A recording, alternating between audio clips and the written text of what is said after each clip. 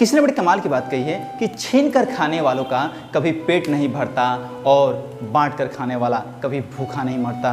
Hello दोस्तों, मैं आपसे स्वागत करता हूं आपका TSF क्लास के छोटे से परिवार में। आज की कहानी एक छोटी सी कहानी है जो संतरे बेचने वाली एक बूढ़ी अम्मा की कहानी है।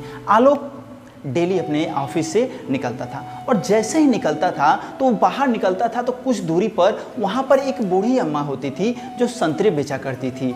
आलोक रोज आता था उनकी दुकान से और संतरे खरीदता था और संतरे खरीदने के बाद उस संतरों का एक फाँक वो वहाँ पे टेस्ट करता और बोलता, अम्मा ये संतरे तो बहुत खट्टे हैं। और वहाँ पे दूसरा फाँक अम्मा चखते हुए बोलती थी, अरे बेटा कैसी बातें करो, संतरे बराबर मीठे तो हैं। लेकिन उसी तरह से आलोक आता था और उस संतरे को वहीं पे एक संतरा छोड़कर चला जाता था। यही काम बार बार करता था और उसके साथ उसकी पत्नी हुआ करती थी। तो एक दिन उसकी पत्नी ने उससे पूछा घर पर, ये बताओ तुम बार बार बूढ़ी अम्मा को परेशान क्यों करते हो?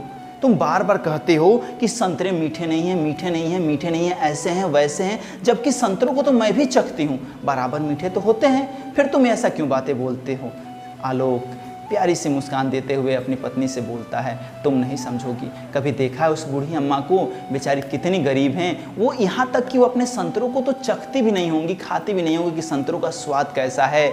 मैं जानबूझकर एक संतरों को चखता हूँ और वहाँ पर उनको छोड़कर चला आता है ताकि उस संतरे को वो खा सकें।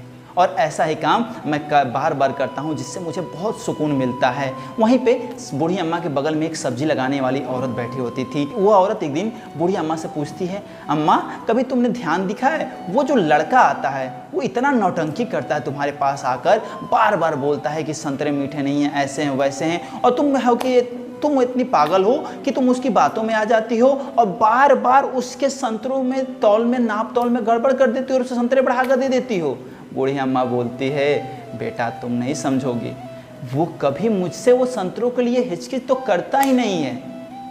वो कभी मुझे संतरों को मीठा और खट्टे होने का तो बात ही नहीं आता है उसमें। वो तो जानबूझकर ऐसा करता है ताकि मैं उसके संतरों को खा सकूं। क्या वो पगला समझता है मुझे ऐसे पता नहीं चलता? और उसके प्यार के वजह से कब मेरा पलड़ा भारी हो जाता है और उसमें संतरे बढ़ जाते हैं मुझे खुद पता नहीं चलता। तो एक छोटी सी कहानी जो हमें सीख देती है कि खुशियाँ बांटने के लिए हमें हज़ार मौके मिलते हैं और उन खुशियों को हम कैसे भी बांट सकते हैं वो हमारे ऊपर है। तो आपके आसपास भी अगर कोई ऐसा मिले जिसको मदद की ज़रूरत हो, जिसे आप मदद कर सकते हो, तो आप जिस स्थान पे हो, जैसे हो वैसे आप उसकी मदद कर सकते हो। तो मदद करते रहिए और आगे बढ़ते रहिए।